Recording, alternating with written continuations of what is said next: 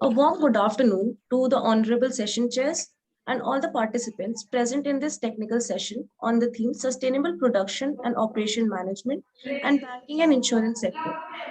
At the outset, we would like to welcome our respected session chairs, Dr. Indrajit Ghoshal, Purnima University, Jaipur, and Dr. Tanushri Purohit, Amity University, Haryana, to evaluate the academic submission by young participants and provide them valuable feedback to enable them to refine their work further. Welcome, ma'am. Welcome, sir. Thank Before you. we begin the presentations, I would like to introduce our eminent session chairs. Dr. Indrajit Ghoshal presently serves as an associate professor in Purnima University, Jaipur, and Department of Faculty of Computer Science and Engineering. Dr. Indrajit has been awarded PhD in Online Marketing Management in 2020. He was awarded FRPM in 2017. He has done his master's in MCA and undergraduate with BSc IT. He has more than 14 years experience in teaching. He has published 47 research papers in many reputed journals with indexing and published 3 patents on 17 June 2022 and 25th November 2022. He has presented paper in 32 international, 6 national, and 4 case studies in many conferences. He is the author of 5 books and published 5 book chapters. He assists 5 PhD scholars and 2 MPhil scholars already awarded under his supervision. He is a reviewer of many Scopus and ABDC category journals. As a keynote speaker, resource person, chairperson, he has been invited in many universities and colleges. He has been named as an editor of 4 books: Paradigm Shift from Marketplace to Market Space, Emerging Technologies, Impact on Business and Economy, Sustainable Strategic Business Infrastructure Development and Contemporary Digital Practices in Industry 5.0, and the Marketing Perspectives on Digitalization. He is the member of SSRN, MTTF, Bhatinda, Punjab, IARA Guwahati, IARA Tiruchirappalli, Saksham NGO Jaipur, and World Leadership Academy. Dr. Tanushri Purohit has 21 years of rich experience in corporate sector and academics. She has done MBA, MPhil, and PhD in the area of marketing and retail. Dr. Purohit is a prolific researcher and has presented papers in various national and international conferences in India and abroad. She has published books, articles, research papers, and corporate case studies in national and international journals. Dr. Purohit's training expertise includes training and coaching of senior managers, executives, and students. She also trained rural artisans to uplift their marketing skills. Highly motivated trainer with expertise in training small and large groups, proven success in leveraging educational theories and methodologies to design, develop, and deliver successful training program. Her current area of research is how women are building and changing the society through social entrepreneurship and transformative leadership in India and South Asian countries. I would like to brief the participants about certain rules. Each participant will get 10 minutes for presentation and 2 minutes for cross-questioning. Please be considerate of the time allotted to the participants. Our first participant for today is Ankur Saini, Anupama Rajesh, and Richa Mishra. Paper entitled Improvement in Quality of BI Decision-Making Process through Data Quality, Information Quality, BI Management and Motivation.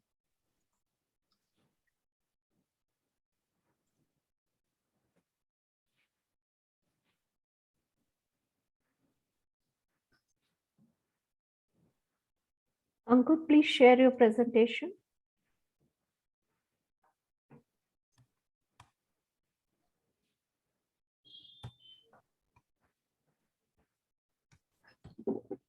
Good morning, all.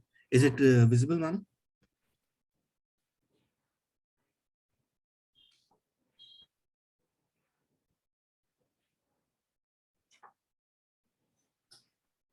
Ma'am, can you please confirm whether it is visible or not? It's visible. Yes, yes. Okay, It's visible. I can start now. Okay. Good morning, all. I am Ankur Saini. I'll be representing my research paper. It's improvement in quality of BI decision-making process through data quality, information quality, BI management, and motivation factor. I've completed this paper, research paper, under the guidance of Dr. Anupama Rajesh, from Professor MIT Business Schools, Noida, and Dr. Richa Mishra, Associate Professor, Jaipurian Institute of Management Studies, Noida. I'll be covering abstract, introduction, LR, research methodology, research results and discussions, conclusion, and then reference. So business intelligence systems are used with the sole purpose of strengthening organizational decision-making process. And this research work addressed the question how to improve the factors that affects or influence the BI output, and also reveals their relative importance to obtain on achieving effective decision-making process. So after the extensive literature review, we found out that the very definition of BI or the meaning of BI depends upon two different aspects, from the managerial viewpoint and from the technical viewpoint. From the managerial aspect, it only focuses on providing the right information to the right people at the right time to support decisions by the management. And the technical aspects closely follow-ups and focuses on analytical tools, methods which are used to support the decision-making process. Followed by the research literature review, we have identified 22 factors that can affect the BI quality, and these 22 factors were categorized into 4 variables, that is data quality, information quality, motivational factor among stakeholders or managers to use the BI systems, and proper BI management. LR from the literature review, we have drawn out and we have proposed a conceptual framework, and based on the theoretical background, we have framed the hypothesis and also defined the relationship among the hypotheses, such as motivation factor leads to proper BI management system, data quality leads to better information quality, and both better information quality and proper BI management system leads to effective decision-making process. And the questionnaires were framed on the basis of Likert scale on the scale of seven factors. The questionnaire statistics shows that the response rate which we got was around 27%, and the actual data analyzed was 160 responses. In order to assess the questionnaire and data reliability, we have performed the following tests: KS test for normality test of the data, Bartlett's test of sphericity, KMO test for the sampling adequacy, and followed by the SEM PLS modeling for to establish construct reliability, discriminant validity, path coefficients, and model fit. So the result shows that data from the KS test, the data was not normally distributed, and the obtained value, the obtained p-value was less than 0.5 for Bartlett test of sphericity to prove it. And the KMO test reveals that a sampling adequacy was acceptable, and my model predicted accuracy was greater than 0.65. My model's predicted relevance was established with the help of convex alpha, EVs, and composite reliability, and the model fit revealed that it was a good fit. And in the conclusion part, I would say that this paper finally defined the concept of BI for both BI stakeholders and managers to better understand the DSS decision support systems. And this paper also highlight the factors and determinants that affect the BI system accuracy and efficiency. And at the last, I would like to say that my research shows my data analysis all supports my proposed conceptual frameworks, and also reveals that the importance of these factors: data quality, motivation factor, information quality, and proper BI management. These all factors leads to proper and effective decision-making process. And at the last, my paper recently got accepted by a Scopus Index Journal and is now available online. That will be all from my side. Thank you.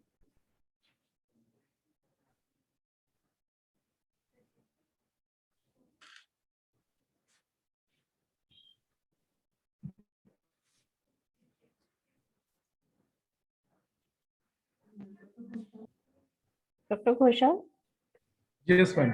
any questions? Yeah, Mr. Ankur Saini, thank you. Thanks for your nice presentations. Thank you, sir. Yeah. So your paper have been accepted in Scopus Index Journal. Yes, sir. So just what actually I was observing from your paper. So you have been applied smart PLS, right? Same. Yes, sir. Yeah. So could you tell me what new variables have been found from your research? Sir, I have already showed I'll again show the variables. Yeah, please.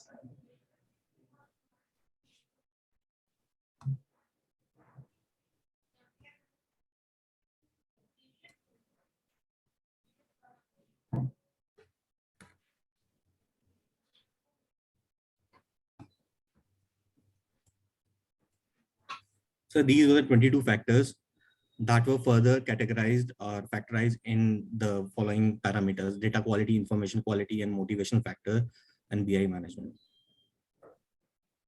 In data quality, we have used the parameters such as maintaining and obtaining clean data, managing data consistency, managing data transparency, maintaining data reliability, and achieve data timelines. And information quality, it's about the information accuracy, minimizing information overload, managing data integrity, managing information completeness, achieve information timelines, and information validity check. And from the motivational aspect, we have covered the 4 factors that rewards for making informed and rightful decisions, recognition and appreciations for effective decision-making process, motivation for learning BI system environment, motivation for effective utilization. Actually, this motivation factor, it generally follow up the concept that in my research gap during the LR, I found out that the motivation factor is one of the major factors that affects the BI efficiency, because the major stakeholders or the managers, they are not into the system, they are not motivated to use the BI application and the BI environment. They only rely on the data which they got from the data analyst, and for the sole purpose of making this system increasing the efficiency, is that the manager should go through the system by themselves to validate the data they are processing.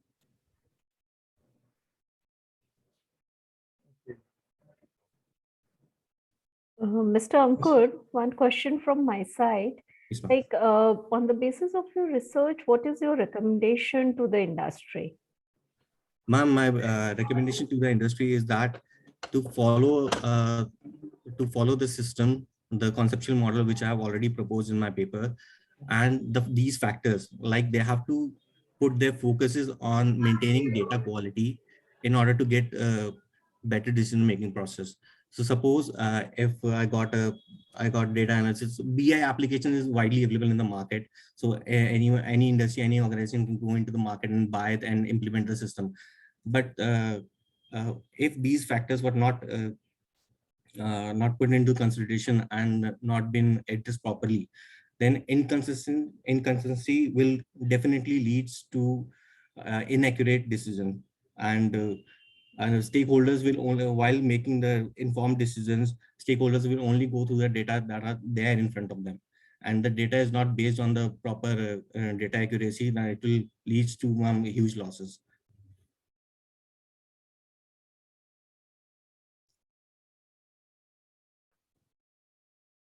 Dr. Ghoshal, any other question? Or can we move to the next candidate?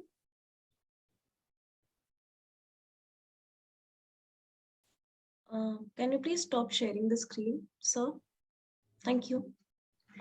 The next participant is Vandana Kumari and Taranjeet Duggal, paper entitled Deep Learning and Natural Language Processing Techniques in Healthcare for Decision Making.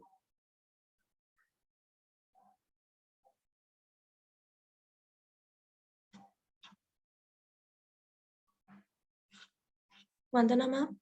Have they joined? Yes, ma'am. Okay, they are there.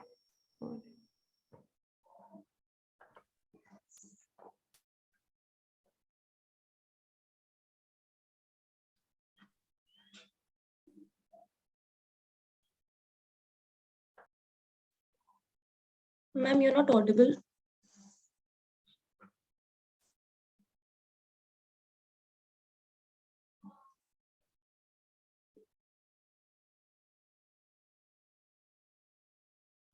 Ma'am, still not audible. Am I audible now? Yes, ma'am. Okay, so good morning, everyone present here. Can I share my screen? Yes, ma'am.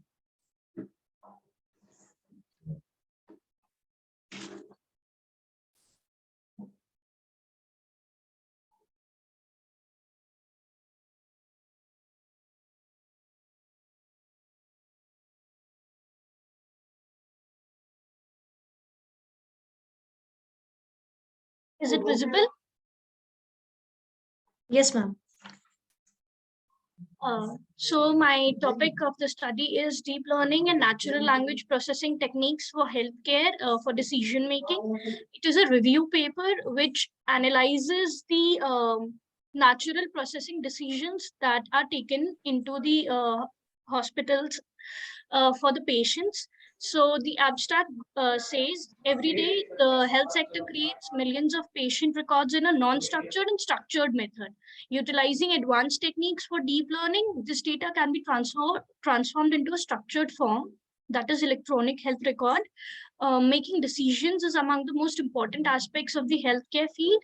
In making decisions, doctors must look up a wide range of information such as lab reports, diagnosis reports, medical images, demographic data regarding the patient, and the clinical notes, and then map it with the theories in medical sciences. So to make this easier, where we use AI, artificial intelligence, specifically deep learning, and NLP. NLP is the natural language processing that can help in various ways.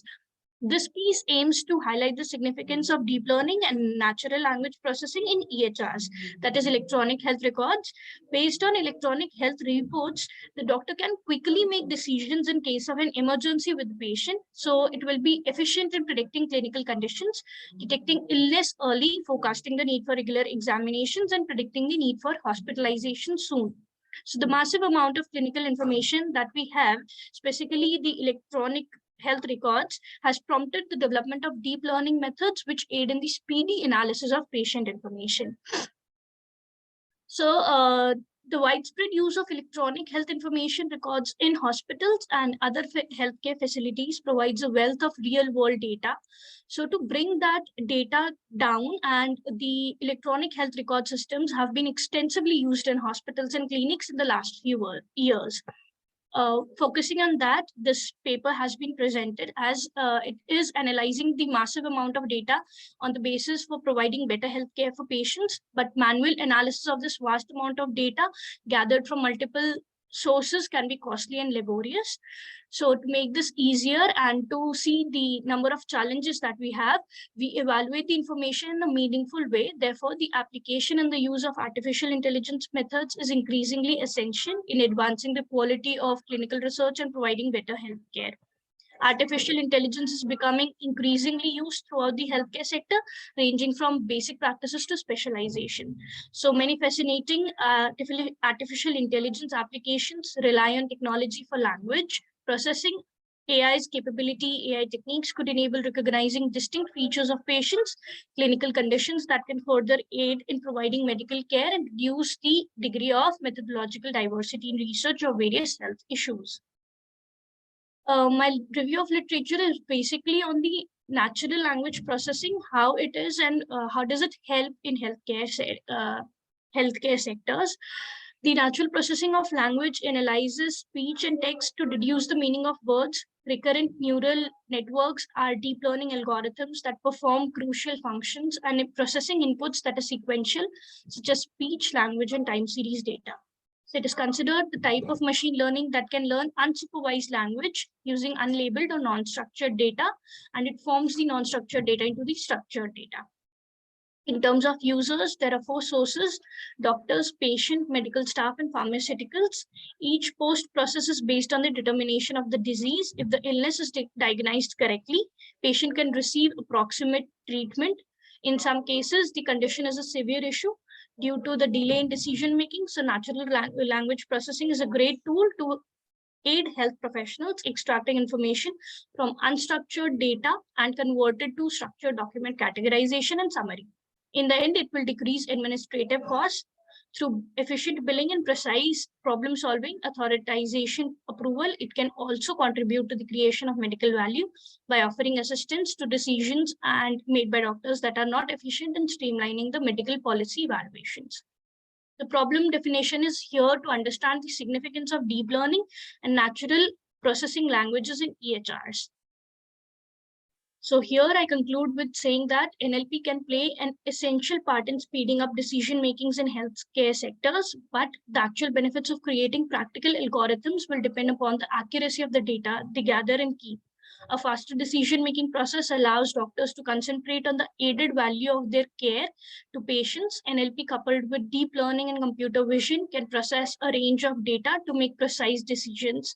Collaborations in research can result in more effective treatment in healthcare. In light of the implications of AI methods, these systems must be constructed and designed mindfully within a greater socio-ecological and ecological context of healthcare settings for better healthcare for society. Thank you.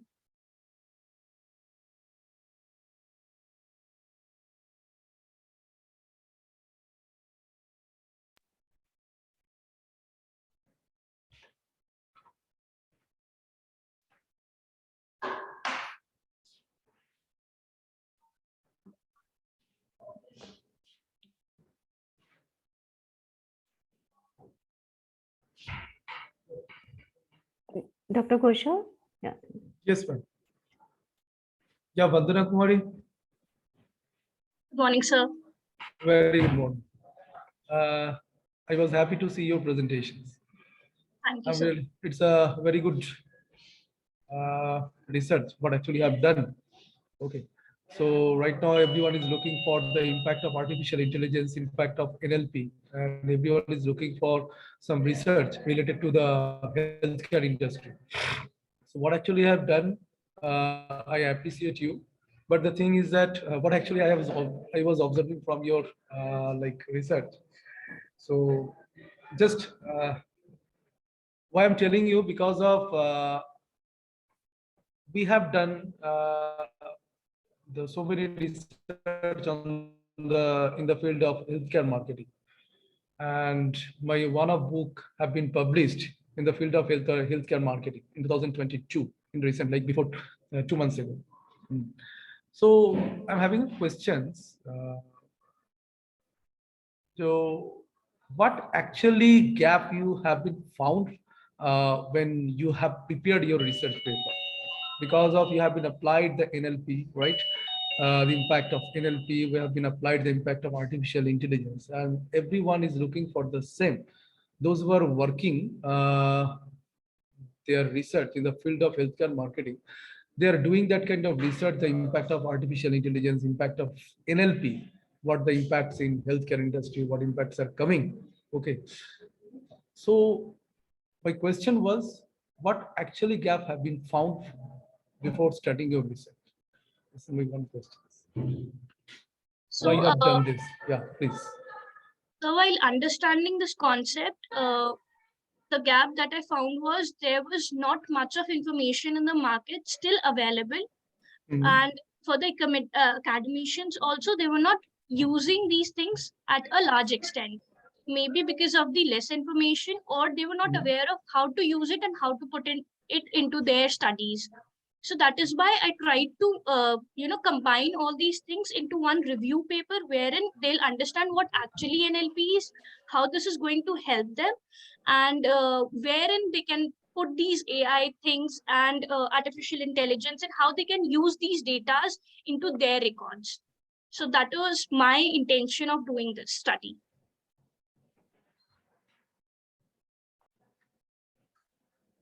So how many papers you have been reviewed? Sir, around 45 papers I reviewed, but on the basis of what actually gave me the data for preparing this research, there were around only 20 papers that I included.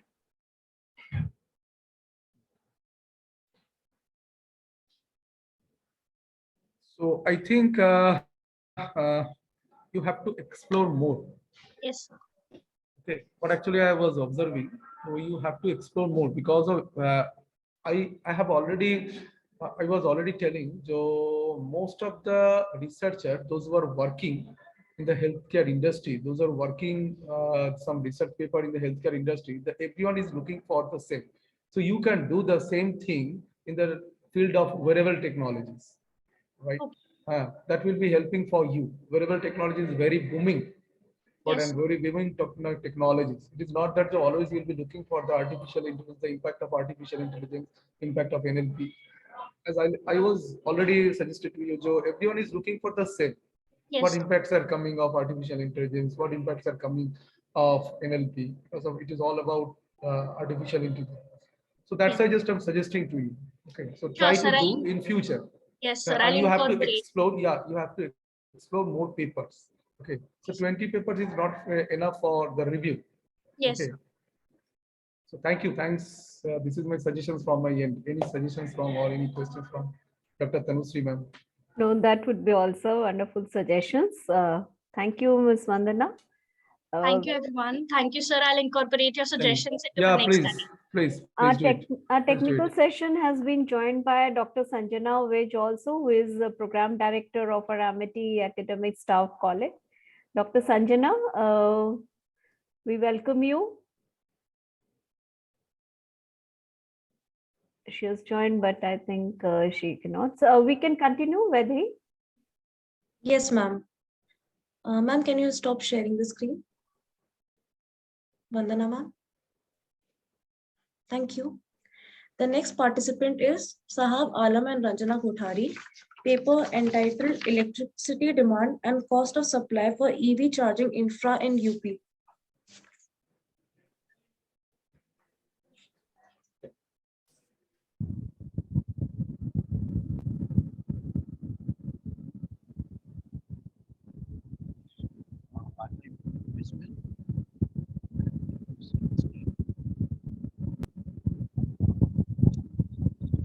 Hello.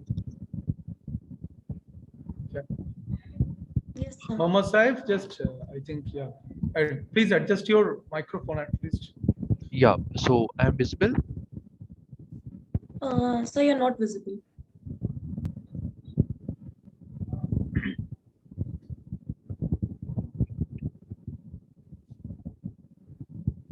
You need to share your screen. Yeah, unshare and share again.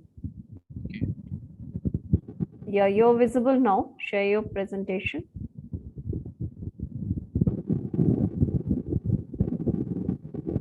You can see my screen now. It's visible. Yeah, Okay. please Uh, continue. yeah. So very good morning to everyone, sir and ma'am. My topic for today is electricity demand and cost of supply for EV charging infra in Uttar Pradesh.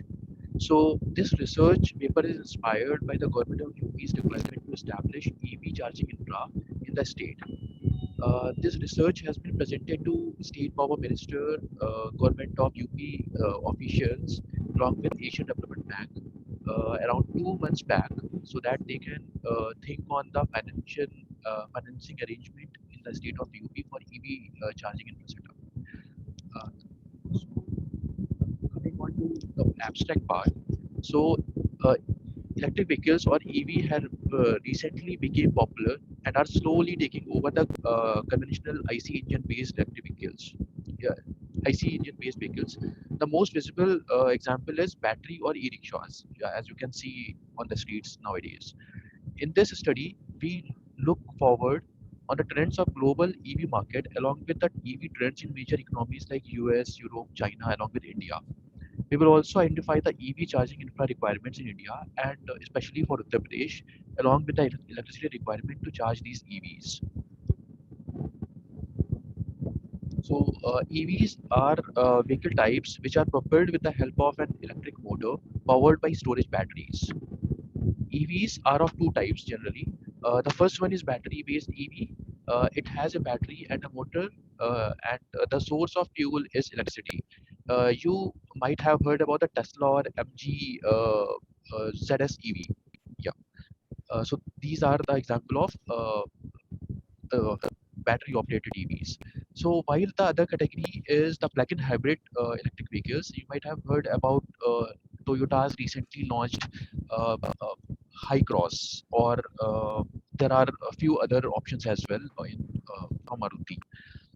So now coming on to the global sales. The global sales of EV has grown with a CAGR of around 44% in 2021 if we compare from 2015. About 30% of the new two-wheelers sold in the world are electric. So EV in this world has increased by 44%, and about 30% of the new two-wheelers sold are electric. And you may look yourself when you are moving in the city. You might have seen electric two-wheelers and four-wheelers and all. So US has around 2 million of EVs, reflecting an increase of 85% in 2020. So US is one of the major market for the electric vehicles. Now coming on to the other economies. So if we talk about China, so China has 30% of the electric vehicles registered and are electric, and is due to favorable government policies. So they are into existence since 1990, and at present today, China is the largest electric vehicle market globally. In India, uh, around the one we have seen around 168% increase in the electric vehicles in 2020, and uh, today India is at very early stage of EV adoption. So if you see that if you are planning to travel from say Delhi to Lucknow, and if you are planning to move with the help of electric vehicle, you might have not seen any charging station in the most reputed Yamuna and Lucknow expressway. So that is one of the problem why EV is not growing up in India.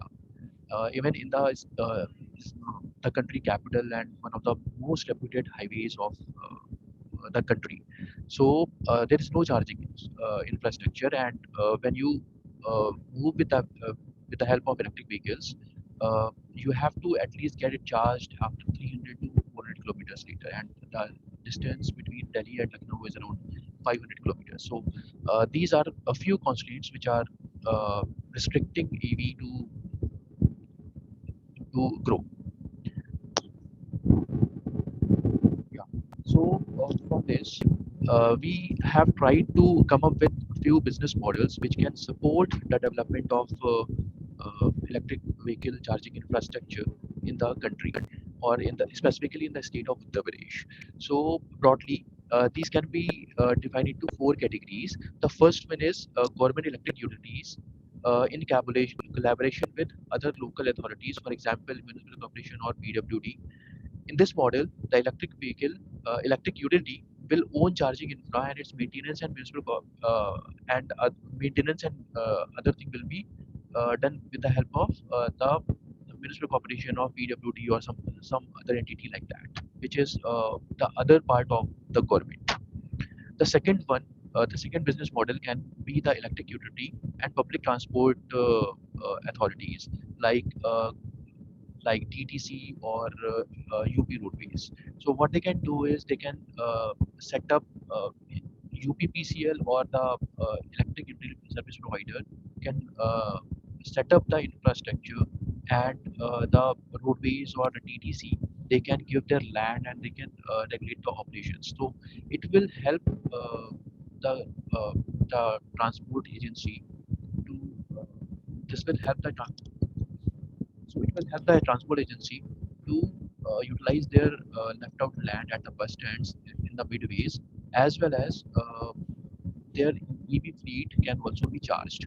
In addition, the people fleeting from say Delhi to Lucknow, they can charge their vehicles at the stops of roadways.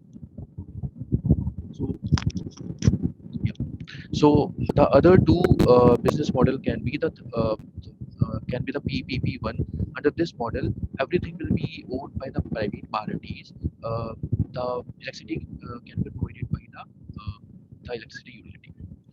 The last option uh, can be the electric utility in establishment with the private entities. Yes. So operation and maintenance will be taken care by the electric utility, and the land charging infra, these things can be taken by other entity, and installation for all the above models will be done by the private entity, which most of the cases you might have seen in government establishments. So if we see, so basically uh, by 2025, UP is estimated to need around 7,000 public slow chargers and around 3,000 public fast chargers. This will value uh, the increase of more than 10,500 and 5,000 units respectively by 2030. So by 2025, UPS is estimated to have around 7,000 public chargers. So it will require a lot of electricity, and uh, and this electricity will be majorly needed uh, during peaking hours, because when we move to our houses and our EVs are to be charged, then it's during the peaking hours, which are around 5 p.m. to 8 p.m. And this is the time when electricity is consumed more for lighting and other purposes. So the peak electricity demand for EV charging in India is estimated to be 22 gigawatt, and UP will be having the share of 4 gigawatt uh, in the near future. So the light duty vehicles and two and three wheelers will be the one which will be the most demanding. They will be charged most during this peaking hours. So, so if we conclude that 80% of the population is going to use electric vehicles, and around 100 terawatt hour of electricity will be required in the India to get it charged, and by 2030, UP will be having around 10 million additional electric vehicles, and around 10,000 slow chargers and 5,000 fast chargers. Yeah. So this is what my research is, and these are the references. Hello.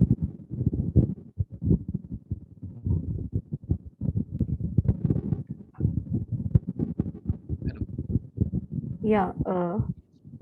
What are your recommendations to the UP government? What recommendations have you given? So we have majorly suggested them to set up the EV charging infra. So right now, if I am right now sitting in Uttar Pradesh, capital, that's Lucknow, and over here there are only two public charging stations. So the problem is that if there is no public charging station, someone fleeing from say Kanpur or ACT, which is around 200 kilometers away from here, they have to and they have some work over here for 2 hours or 3 hours, so they have to go back. So they might be in a dilemma to charge their vehicles. So for that purpose, uh, government has to come up with options like how they can charge their vehicles. So for that, we have suggested them four business options. So I have presented you to you. Yeah. Uh, Government electric utilities in collaboration with other local authorities like government of distribution company UTPCL plus municipal corporation of Lucknow say, or public works department. So what they can do is they can collaborate. MCD, municipal corporation of UP can might be having some vacant land. Now UPPCL can provide electricity and provide charging infrastructure. They can operate and maintain it, and uh, MCD can provide land. They can come up with say royalty against the land, or some rental agreement, and this station can be set up. Uh, Now, the other option is electric utility plus public transport agency. So, if I am fleeing from, say, Lucknow to Prayagraj, so what happens is that there are 4 or 5 cities in between, and I my battery level is say 40% or 50%. I can do Prayagraj. I can take rest and eat something on the way, say Rai Bareli, and over there there is a charging station. See, so it's a bus stop. So what utility can do is they can provide a charging infra. Roadways can provide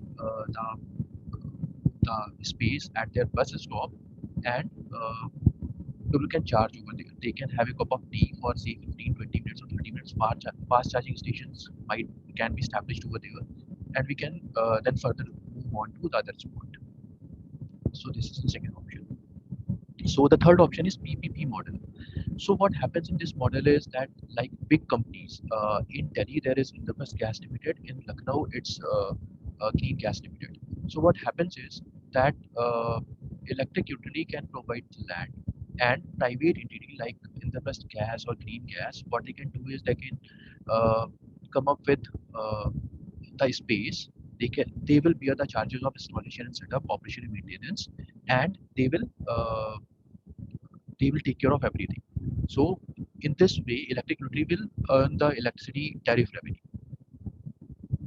The other is electric utility, commercial establishment, and private entity. So what happens is Okay, like, okay, that would be all. We are running beyond time. Dr. Ghoshal, any question, please? No, it's fine, ma'am. Okay. Okay. Already I've given the suggestions and you asked the questions. Not an Thank issue. you. Thank you for your presentation. Vedhi, can we move on? Yes. The next Yeah, participant is please. Tongpeng Kumla and Rongseng Ungla Jamir. Paper entitled Smart Sustainable Cities, a case study of Kohima town.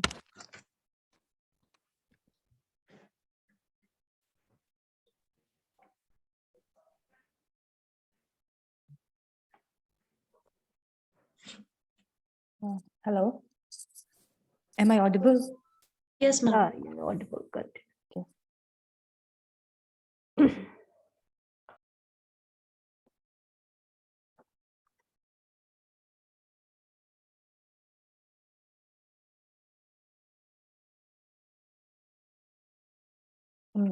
Thank you, Chairperson and session chairs, for giving us the time to present our paper.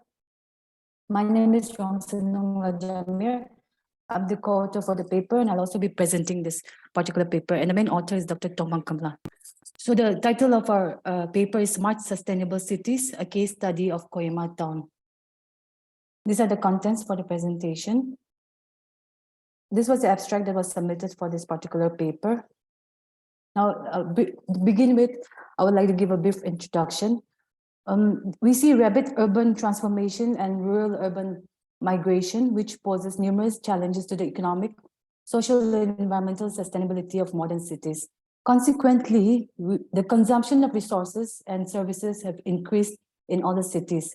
In this context, sustainable urbanization has become a major policy point for administrations across the world. With sustainability as one of its goals, smart city is considered as an emerging strategic solution and means to cope with multiple global and local challenges stemming from such increasing urbanization.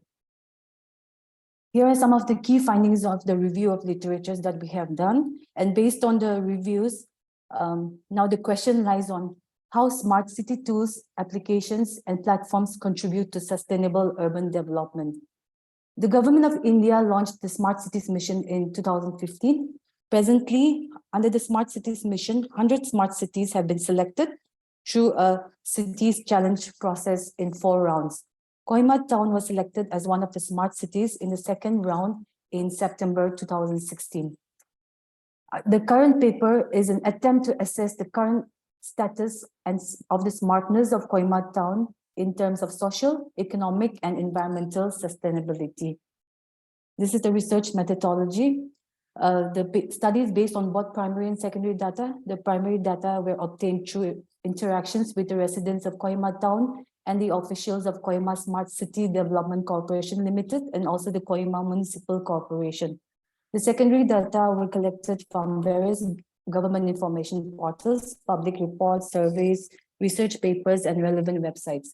Now, for assessing the Kohima town, we used 4 frameworks. The first one is the service level benchmarks of the Ministry of Housing and Urban Affairs.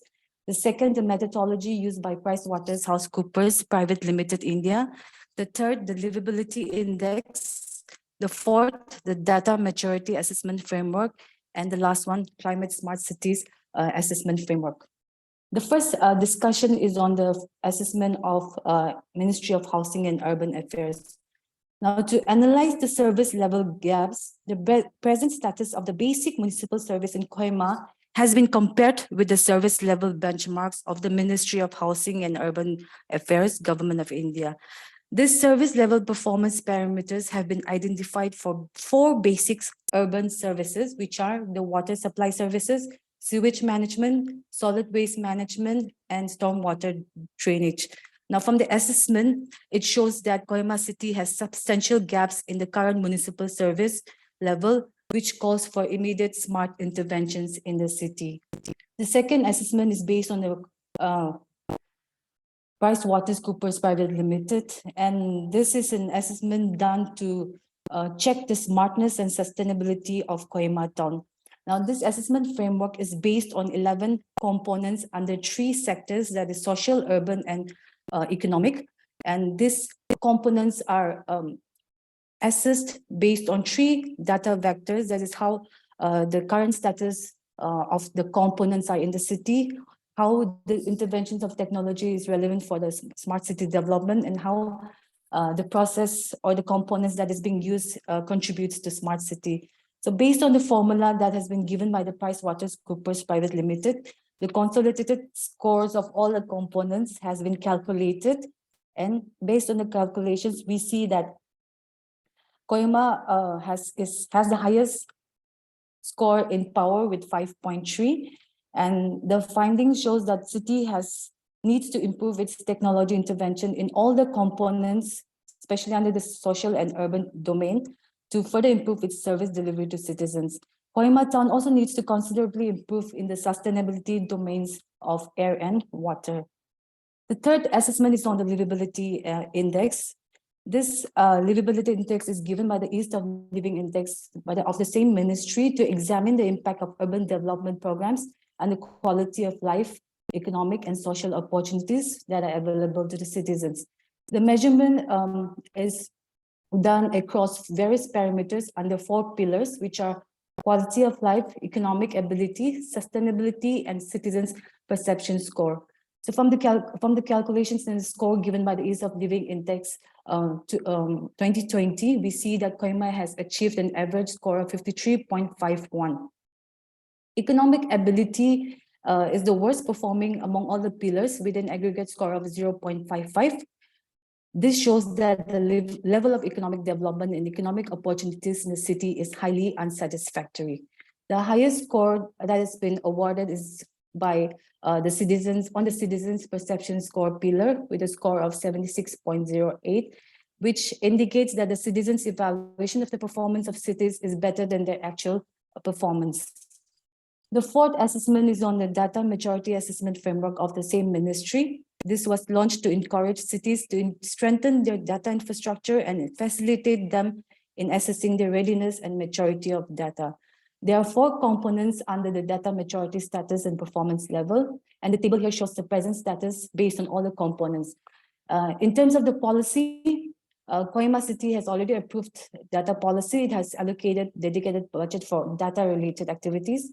For people component, there is a chief data officer, data coordinators in state departments, and data team in place. And all of them attend trainings organized by the ministry. They also conduct departmental and city workshop to upskill the city's data team. For the process, Kohima City works in coordination with all the internal departments and other urban stakeholders. And Kohima also uses predictive analytics for the purpose of installing Wi-Fi hotspots. When it comes to technology component, Kohima City has deployed sensors and other devices for data collections. It uses GIS layers for spatial readiness, and it is very proactive in uploading and updating the data sets in the Smart City Open Data Portal. For the outcomes of the city, data stories are being updated, and they use the data-related cases to solve critical urban problems. And Kohima City has also city portals and applications based on the very smart initiatives being undertaken in the city. The last assessment is based on the Climate Smart City Assessment Framework. This was also launched by the ministry to anchor climate-friendly solutions for urban infrastructure projects and area-based development in the planning and implementation of projects under the Smart Cities mission. So this table illustrates the Kohima City's performance in addressing the climate change. The overall performance level of Kohima Town in the Climate Smart Cities Assessment Framework 2.0 was 2 stars out of 5 stars. This indicates that Kohima town has initiated data analysis, established committees, and is in the process of hiring technical agencies to initiate climate planning. The lowest score awarded are under two thematic areas, which is the water management and waste management. This indicates that the city has not initiated action towards water resources assessment and are inadequate to take action for proper municipal waste management. So here's the conclusion. The primary objective of our paper was to assess the smartness and sustainability of the smart city with respect to its orientation, that is economic, people, and environment. It is evident from the assessment that Kohima city has huge service level performance gaps in providing basic urban services to its residents. However, the present study also reveals some important success factors of Kohima city, which are like Kohima has completed 17 out of 37 city projects. Kohima is also ranked 10th out of 100 smart cities in the Data Maturity Assessment Framework 2.0. Kohima is certified as enabled in the Data Maturity Assessment Framework 2.0.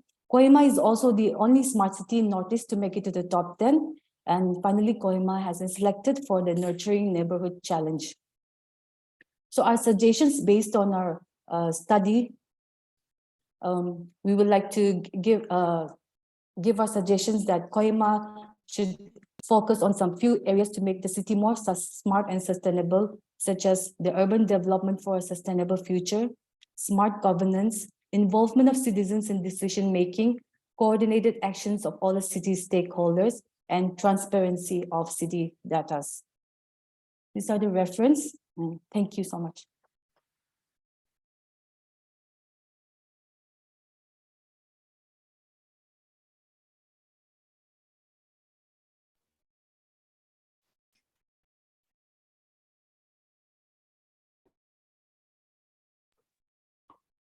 Wonderful presentation. Tell me, is Kohima has been chosen the only city in Northeast for as a smart city, or any other city is also shortlisted? No, ma'am. There are other cities also which has been shortlisted, like Shillong, Guwahati. Okay. Okay. Okay. Yes. Dr. Ghosha? Yeah. Yeah, ma'am. Yes, sir. Yeah. So could you switch on your video? Oh, okay, sir. Please do it.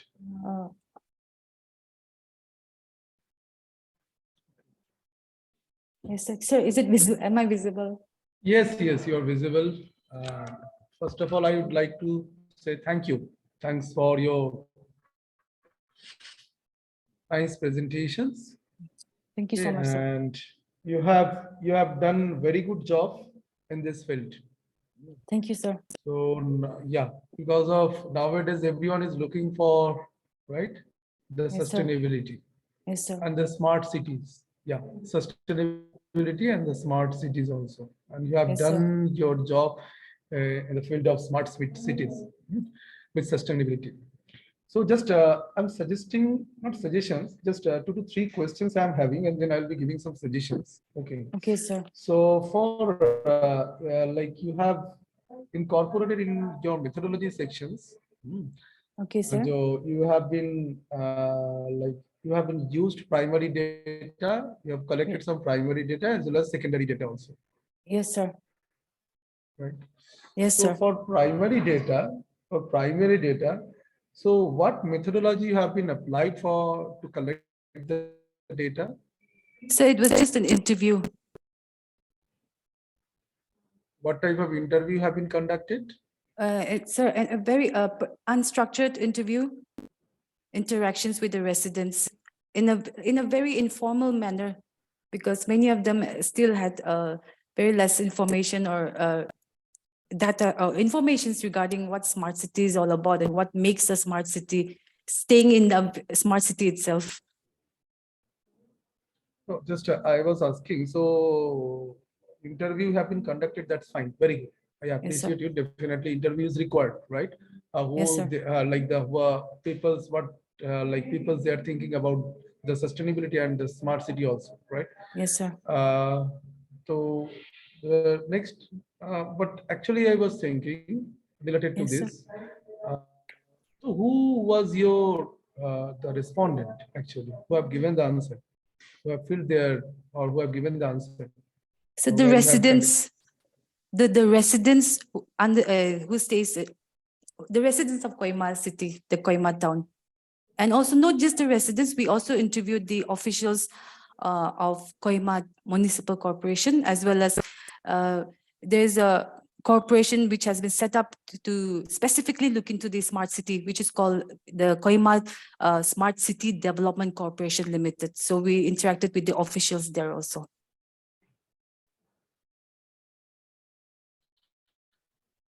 So a lot of questions coming in my mind actually. Okay. Okay, So sir. related to this, because of what actually have done, this is a very good job.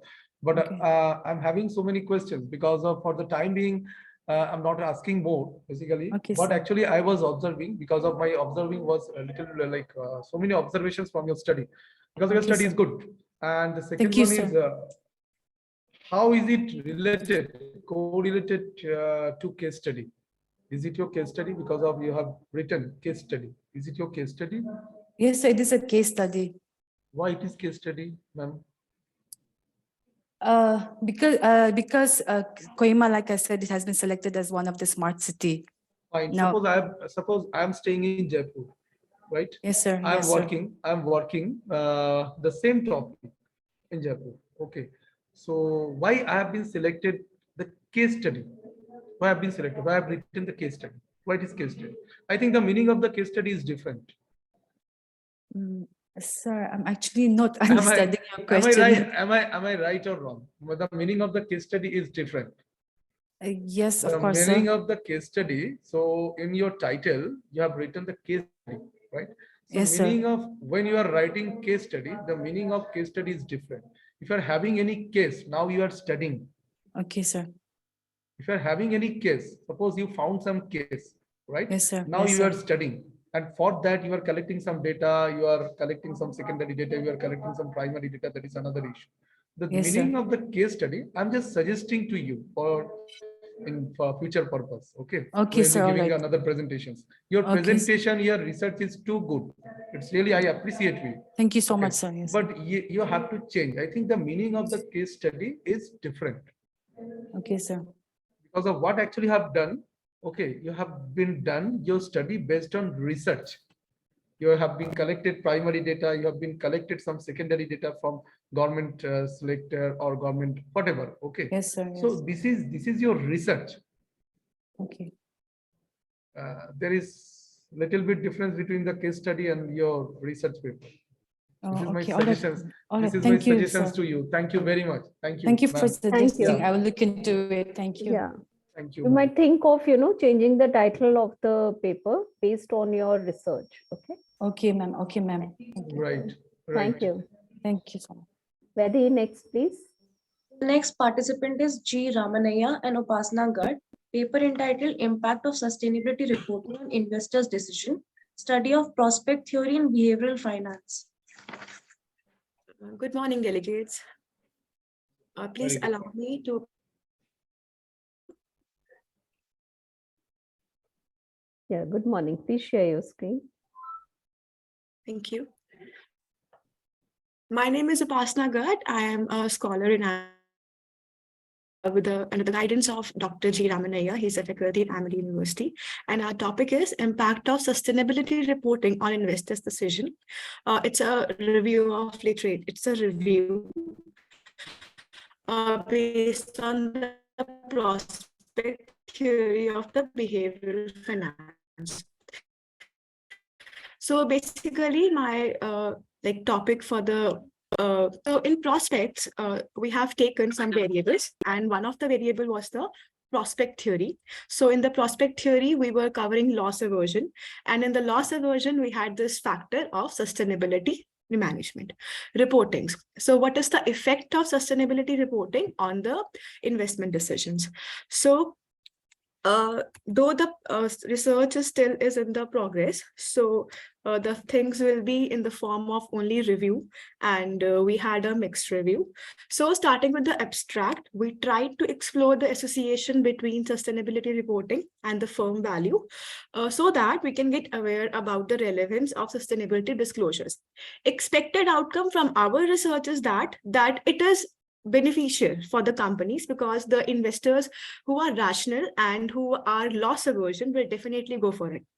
But research is yet to be pending, but the review have a mixed conclusions, but many of the reviews have a conclusions that it has an impact, but there are some negative relations as well, and no relation as well.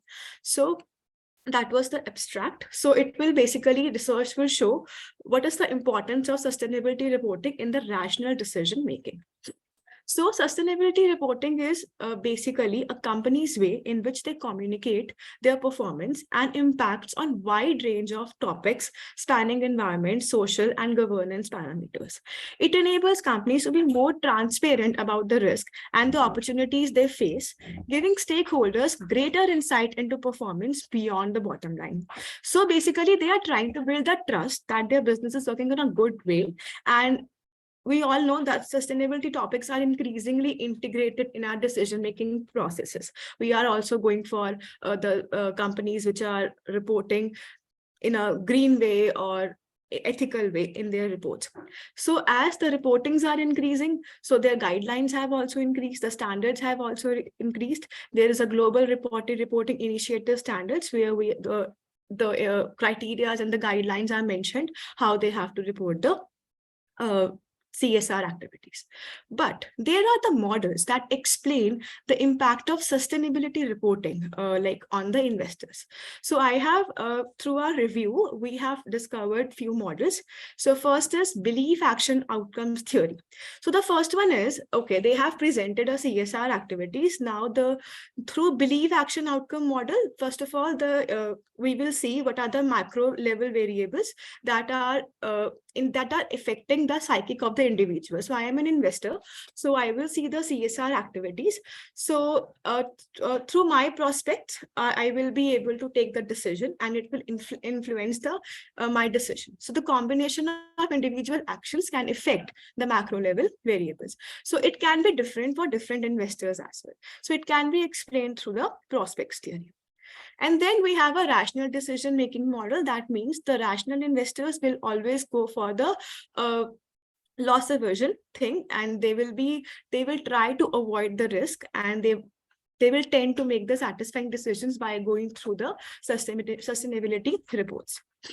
I have reviewed few papers, and out of this, so this paper, first paper, gave some positive impact on the corporate social responsive reportings.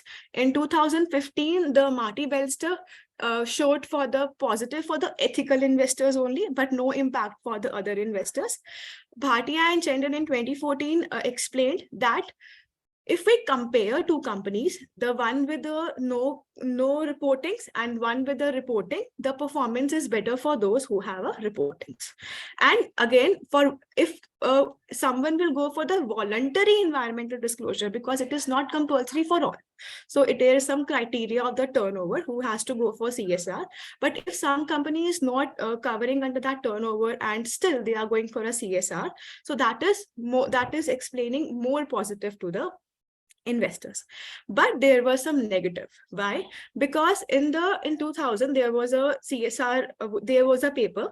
So in that, what explained that there was a negative impact, because the investors felt like so much of spending in reporting will be too costly, and that will increase the cost for the company. So that explained the negative part of it. And if there was a paper that covered Hong Kong and China, so in that there was also a negative. So and there were some more papers that explained positive but insignificant. That were the mixed reviews, that if there will be no such reporting, then also the company would be performing better in the investments.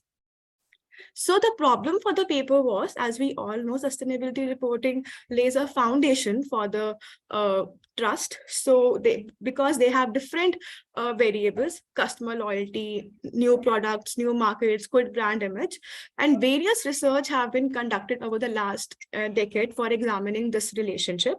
So this paper aims to study the impact of the reporting through review of different research papers. Our methodology was simple, it was descriptive. It's a simple literature review paper, and various research papers, studies, and articles were discussed to pertain to our research objectives.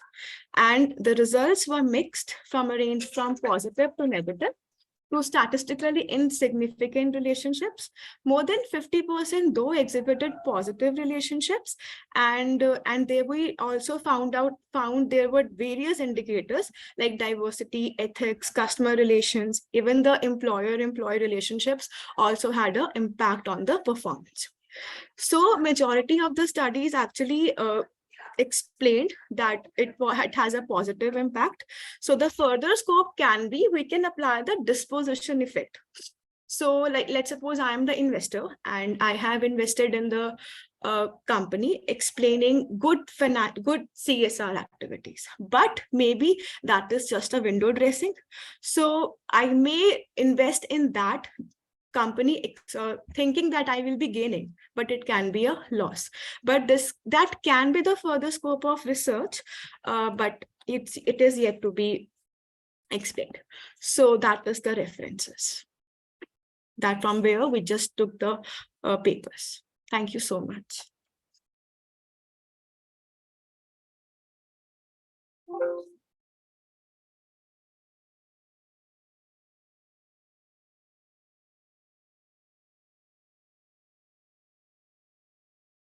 Ma'am, am I there? Yeah, Okay. yeah. Thank you, Pasna, for the presentation. What are you going to further research in this? How would you progress for the further research in this? Actually, for the complete variables, like in the prospects, we have taken loss aversion and the other variables. So we are going to make a questionnaire for the complete, I will say, thesis. So, and we will go for a primary data. And to sustainability reporting, we have to create some questionnaires so that we can get to know how to go for it. Because this was just a part of the variable of my research. In the prospect theory, there is a part of loss aversion. In the loss aversion, there is a variable of the sustainability reporting. Okay. But that can result to disposition effect. So, yeah. Dr. Ghoshal. Yes, ma'am. Upasana, can you hear me? Yeah, I can hear you. Yeah. Very good morning and nice presentation. Thank you so much. The topic is good. So you are the student of PhD. You are pursuing PhD. Yes. From where? Actually, from Amity, I am pursuing under the guidance of Dr. G. Ramaniyo. Yes. Okay. Okay. Great. Yeah, please. I think you want to say something. I know. Yeah. So I just wish to have some suggestions from your side if we can add something. Yeah. Thank you. Just could you tell me how many papers you have reviewed? For this particular sustainability part, I will be very honest that I have reviewed just 20 papers. But for the other loss aversion and all, I have reviewed many papers. So, but just for sustainability, I have, because I got papers, but not for this current years. I got received for 2019 till 2019. So I felt the papers before 2005 or 2000 could not be have a relevance. So I don't know. So I just shared it with my guide as well. So we just went through with this 20, because 20 papers for one variable would be enough. But for this conference, I know that 20 papers will be less for the review. Why I'm telling you, because of if you are looking for the review paper, because of you have done your review paper, right? Yeah. So for review paper, at least review paper in the sense review is important. More review is important, right? When you are preparing a research paper, when you are preparing a research paper based on your review based or literature based, so review is most important. And definitely, I don't know from where or what type of paper you have been reviewed. Okay, for that you have to make one model also. Suppose you are reviewing the paper like 50 papers or 40 papers. Okay, so 40 papers you have to make one model for the 40 papers, means 40 papers from like 15 papers from Scopus database, 15 papers from Web of Science database, 15 papers from ABDC category. Okay, so and 15 papers from Elsevier database. Okay, so you have to incorporate this. Okay, you have to design a model, 20 papers from Scopus database, 20 papers from like Web of Science, 20 papers from SCI category, 20 papers from ABDC category. I'm giving just one example. So then you have to, suppose you are having 80 papers or 60 papers, and out of 60, you rejected 20 papers because of there are some duplicacy or there are some like the papers are not related to your study. So that's why you are removing. So out of 60, maybe you are removing 20 papers. So you have to remove. So 20 papers you have been removed. Now we are having 40 papers, and out of 40, we are getting this result. Yes. So I don't know, have you designed any or have you made any model on that or not in your full paper? Okay. So in future, you have to incorporate this. Yes, for sure. I'm talking about the review paper. Review paper, right. Yes. This is my suggestions from my end. Thank you very much. Thank you so much, sir. Thank you so Thank much. you. Thank you. Yes, Vaidehi, next, please. The next participant is Gurpreet Kaur and Ajay Pandey. Paper entitled Financial Behavior and Decision Making in Investment Management to Empower Working Women on Sustainable Economic Growth.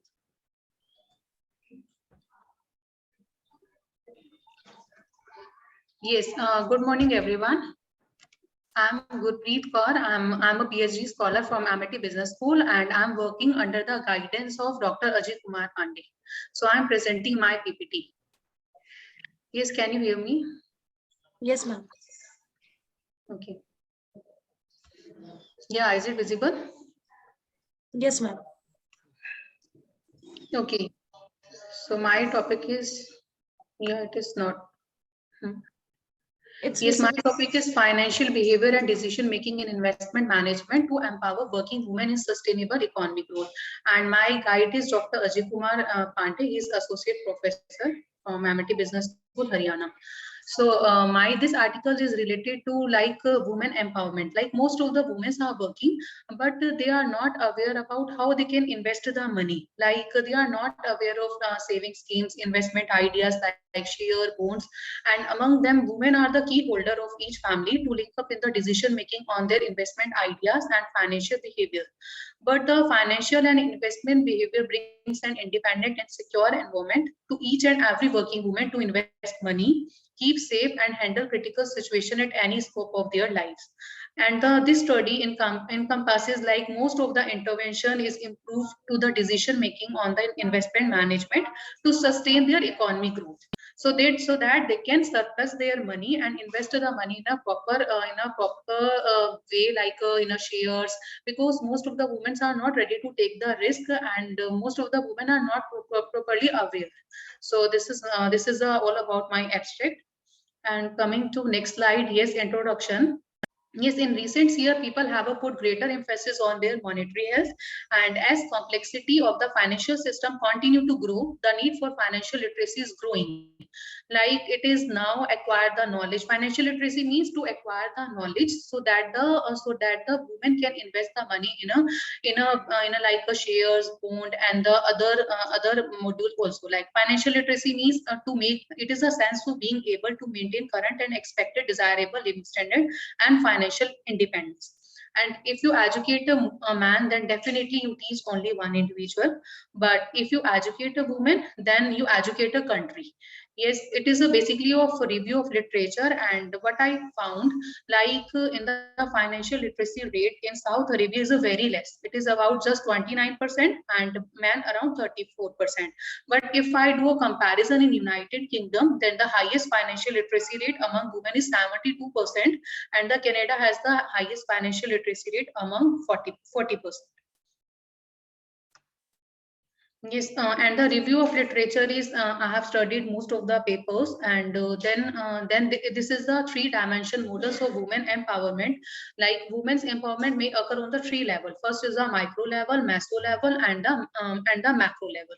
Micro level, it is refers to is individuals' own thought and deeds, which is the personal empowerment is most readily apparent. And the meso level, which refers to the societal structure and norms.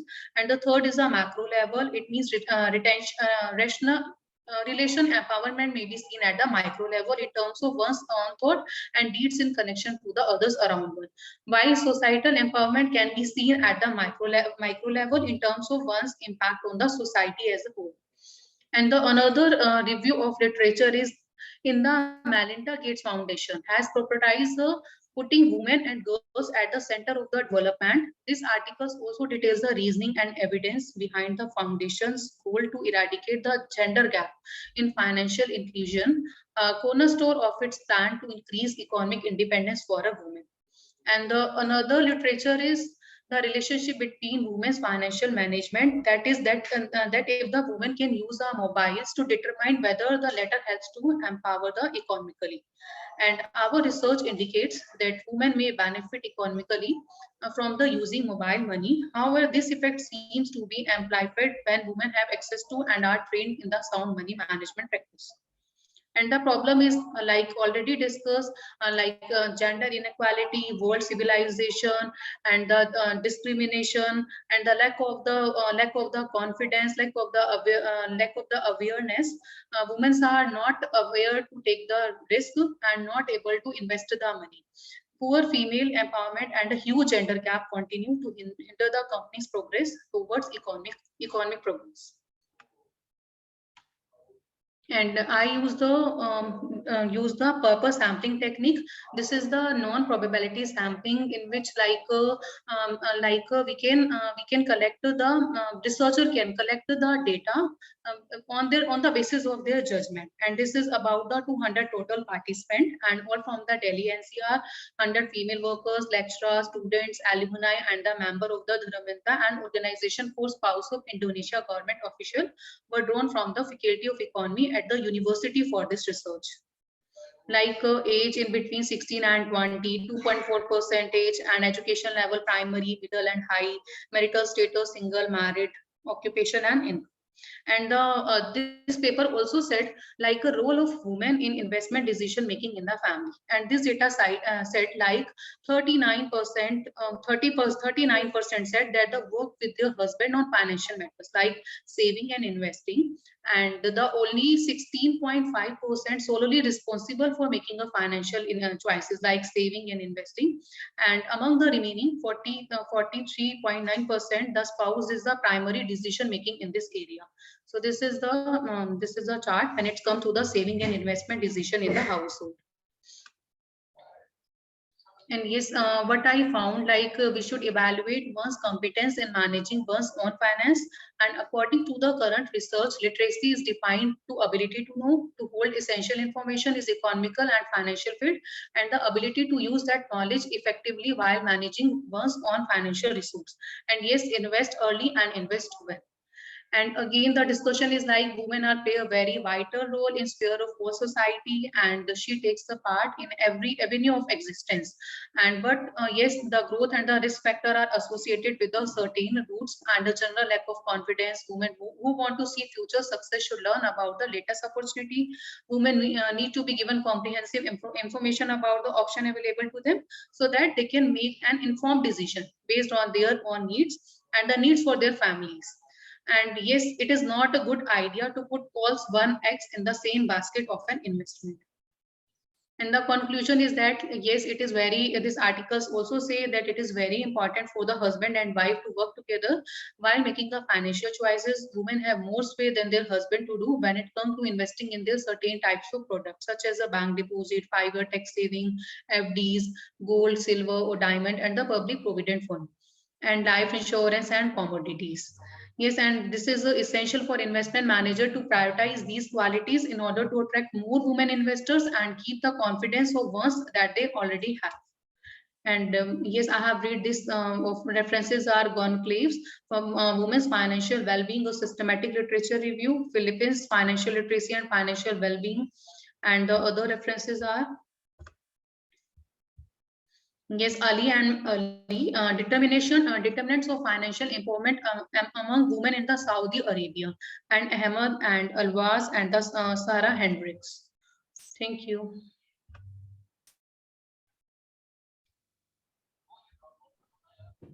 Yes, ma'am, any questions?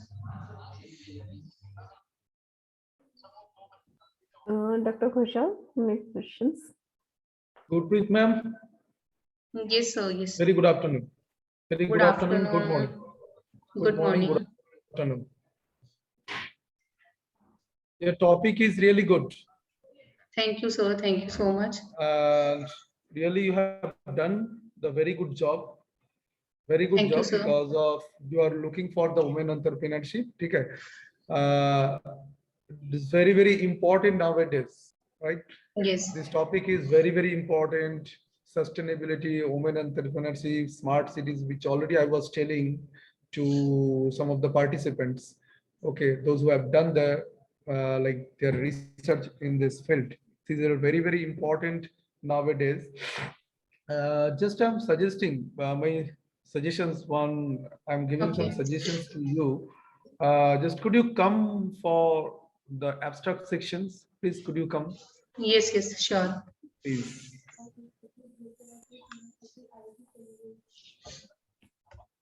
Yes, sir. Is it visible? Thank you very much. Yeah, yeah, yes. Thank you. Just, madam, I'm just suggesting to you. Just you have been added. You have added. Shweta Chaudhary hai koi? 1, 2, 3, 4, 5, 6, 7, 8. 8 keywords. Okay. Okay. Just this is my suggestions. Okay. Okay. Please make sure your keyword or make your keywords in between 5 to 6 keywords maximum. Okay, okay, okay. Not more than 6. Okay, okay. Why Thank I'm you. suggesting you? Why I'm suggesting you? Because of I have been associated in different journals. So as a reviewer and editorial board member, so this is my suggestions to you. So please Okay. remove at least Okay, only 6 add words. maximum 5 to 6 keywords. Maximum 6, not more Okay, sir. than I 6. noted. Thank Okay. you. And the second one is why you have been applied the purposive sampling, ma'am. Sir, it was easy, like it was easy to collect the data. Like Why you because have been in not the applied purpose the random sampling, we can judge based on our judgment. Like we can collect the data in like 200 participant I enroll in my data. So according to my right. choice, I can choose. That is why I selected the purpose random sampling.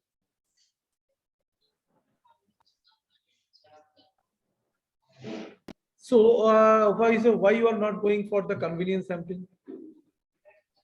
As per your Maybe I choice, will. as per your yes. No, I'm asking as well as I'm giving the suggestions. If you are using the purposive sampling technique, okay, so why not the convenience sampling? I will study more. Then we'll discuss with my guide. Actually, when I Yeah, show, so then he said, purposive sampling, why we are selecting the purposive sampling in the sense, just you have to fulfill your purpose, first of all, right? You have to fulfill your purpose. So when we are going for the purposive sampling, there should be an expert who will be giving okay. some suggestions, right? There should be an expert on this field who will be giving some suggestions. Okay, you can collect the data from this area. You can collect the data from this region, From another right? region, So yes. you are, he or she will be giving the suggestions, or because of he or he is the expert on this field. So my purpose was this, and now I'm going to this, I'm going to an expert, and he or she is giving the suggestions, and based on the suggestions, I'm collecting the data, and I'm going to that areas. Okay. Getting? Yes, So yes. that's why we are using purposive sampling. Okay. Okay, Thank you. Any questions? This is my suggestions. So try to Okay, understand sir. the why, Thank you not the so much for your convenience suggestion. and the purpose. Thank you, sir. Thank Okay. you. Any questions from anyone? No questions from my side. I think, sir, the presenters here, we have scheduled the presentations. Most of the presenters have presented, and rest who are, scheduled for today's presentation are not there, they have not joined yet. Okay. Yes. So, So I think 6 to 7 presenters have presented, right? yes, 6 presenters, 7 presenters have presented. 7. Yes. Yes. Okay. So, Pratap Singh, Vandana Kumari, Shweta, Prakhar, are your presentations scheduled in any other session?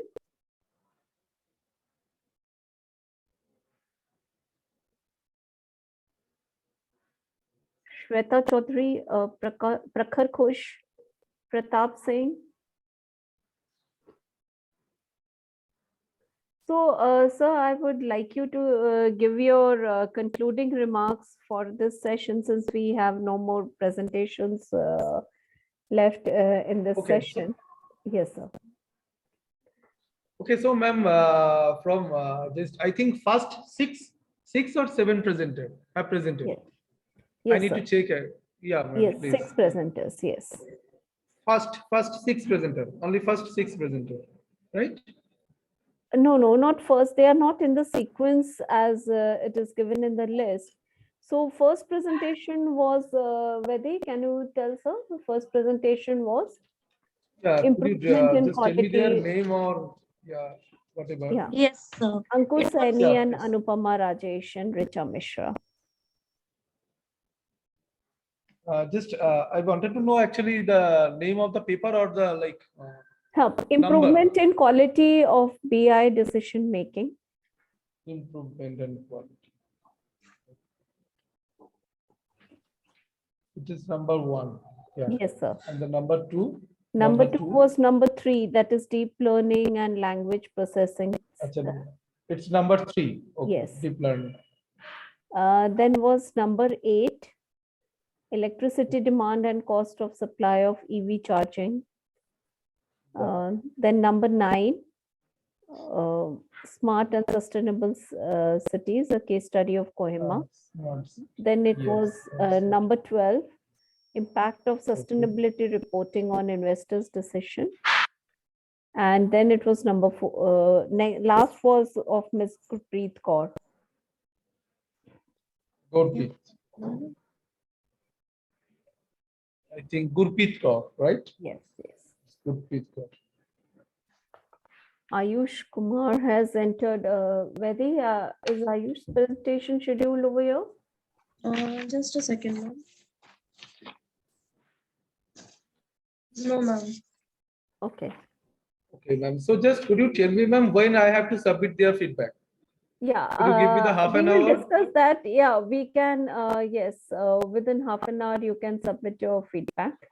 Out of 30 marks, how they have. Out of 30 marks. Okay, out Yes, of 30 sir. marks. Okay. How they have within marks, you can submit. Yes, sir. How they have played. Sure. Sure. Okay, So sir. I'll be sending them. So any concluding remarks from your side, sir? No. It's a fine. Whatever I have given the suggestions. So Yes. suggestions is very, very important for every participants. Okay. So when you are preparing your presentations or when you are trying to give some presentations, so what reviewer and what session chair have given the suggestions or they are giving the suggestions, it is most important for every participant. Okay. And try to incorporate in your future research. That kind of questions will be coming when you'll be giving the presentations. These are the very important questions for you, for every participants. And I was really happy to see all the presentations and all the papers, because of the quality of the paper is too good. That's why it is Amit University. Thank you so much, sir. So one presenter has joined, Anshu Cherian has joined, so we can have a presentation, sir. Okay, sure. Please, please. Anshu, can you share your screen and present, please? Yes, ma'am, sure. Sucharian. Okay.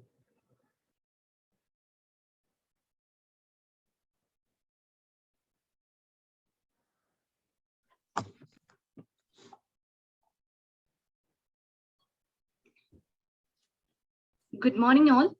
Good morning, panel. Good morning, all others. And here I am presenting my presentation. My topic is a comparative study on the impact of beauty care products on the self-esteem of men users and non-users in Ernakulam city. About my abstract, this topic is very relevant after COVID because people started considering cosmetic as more to their personal care as well as their physical and well-being. So this topic is very relevant. And for this topic, I took Kerala as the area. And in Kerala, Ernakulam city.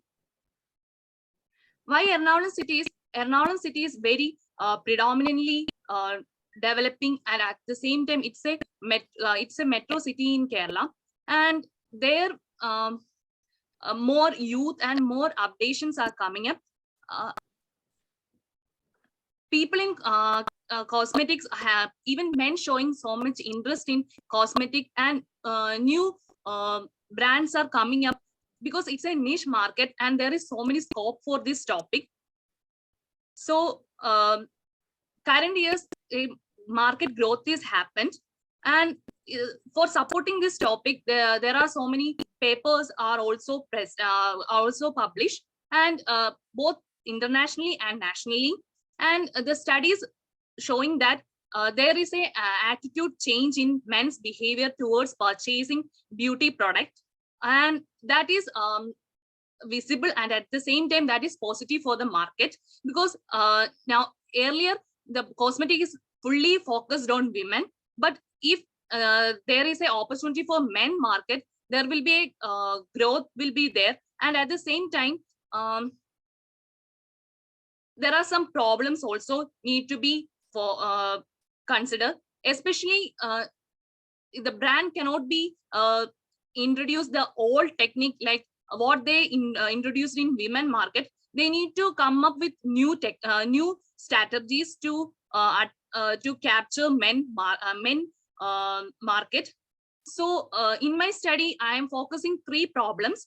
The first problem is what is exactly the men consumers attitude, and in the second part of the study, I am trying to focus on the purchasing decision. What are the factors exactly the men consumers considering while purchasing a product, and at the same time what a brand can done for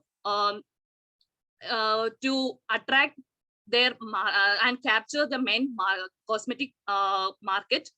So my main results are I done factor analysis. My I used questionnaire and applied to different men's working in Infopark Kochi, and I collect data up to 150 response were collected, and I done descriptive analytic method, and from there the data were run in SPS software. Factor analysis were done. From the factor analysis, I got 3 factors mainly. First is market value factor, second is performance based, and third is brand attitude. And if the brands are focusing on these factors, they can easily capture men's market. At the same time, there is a question, why currently men are shifting to cosmetics? Because the main thing from the study found that to improve self-esteem, because now they are understood that it is a part of their self-esteem. So if the marketing side focus on the product quality, its performance, they can attract men's market. At the same time, where should the brand focus on which kind of marketing area? Especially men's are more focused on online stores, and at the same time they are taking their own decision. So if a brand can portray their products quality, their performance into a right way, they can capture right consumers, and they are more loyal, and they will stick on the brand. And in my study, around more than 50% of men are ready to use, and they are currently using cosmetic products. So it's a positive thing that there is a huge growth. There will be a huge growth in future in men's market.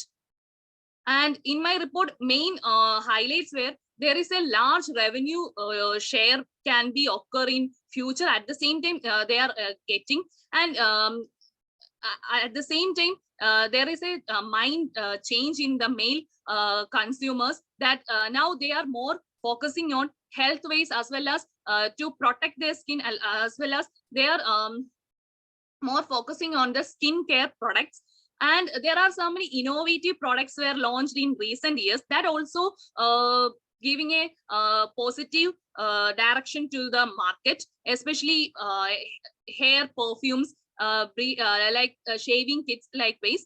And e-commerce segment is very much growing faster. At the same time, it opening so many doors to the market. So if utilize it properly, then there is a huge market will be there for men's cosmetic. And it is a relevant after COVID-19, and it's a relevant to understand and come up with if the brand focus on the market properly, there is a huge growth can be occur. That's all. Thank you for this opportunity.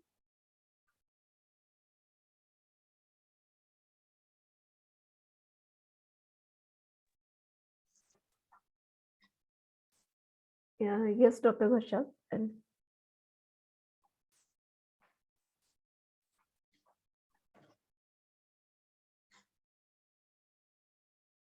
so, Anshu, are you going to continue with this topic as your PhD topic in this area only? Or is it this is you have done for the conference or the paper? I actually done for this conference, ma'am. Mm-hmm. So what are your suggestions to these cosmetic companies who are making men's grooming product? How can, they can understand the needs of the men, and they can, market their products more effectively?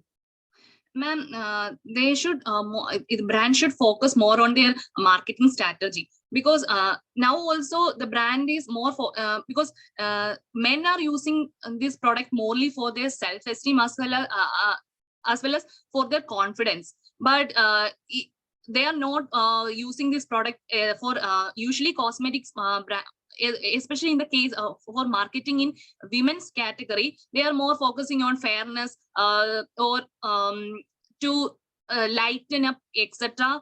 Strategies mostly using. But in men's market, they need to gain their they are well for them. It is good for their skin. It will protect their skin from UV. Like they need to attain their attention properly. So they need to be more honest. The brand should be honest to them, because male are more, if they get result, they will stick on it. They are not like women's. They are not ready to use more products. If they get good result, they will stick on it. So their strategy should be, if brand were clear to them and open up what are the products, they are more on what products are they are using. They are more technical side they are focusing, not like women. So if the brand try to focus more on that sector and try to influence men through new strategies, not like old strategy, or not like what they're doing for women market. They need to focus like men. And nowadays the brands are coming up unisex, but actually men's skin are different. They are reluctant to use women products, but the brand need to understand that they need to launch product for men only. How do you feel, during course of your research, when you, how did you collect your data? I collect data through secondary form by questionnaire, by supplying questionnaire to InfoPath, different organization employees. Okay. So what was your observation? What is the change in the behavior of men towards cosmetic? If we consider the age category from youth up to 45 and working corporates are more into cosmetic because it's a part of self-esteem. They consider it as to groom themselves and project themselves to people in a good manner. And also they are health conscious, especially IT section, and even working people are readings and they are updated. They are more interested to use product not for whitening or anything like that. They are more focusing to care skin. They are more focusing on skincare products than other products. There is a sale rate also increasing in that sector. And during the questionnaire part, more than 50% of male consumers are consuming these kind of products. Okay, good. Thank you, Ms. Anshu. Dr. Ghoshal, any questions from your side? No, ma'am. It's not an issue.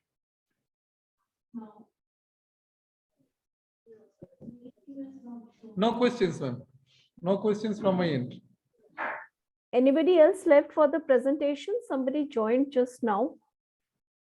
Were they anybody joined just now? No, ma'am. Okay.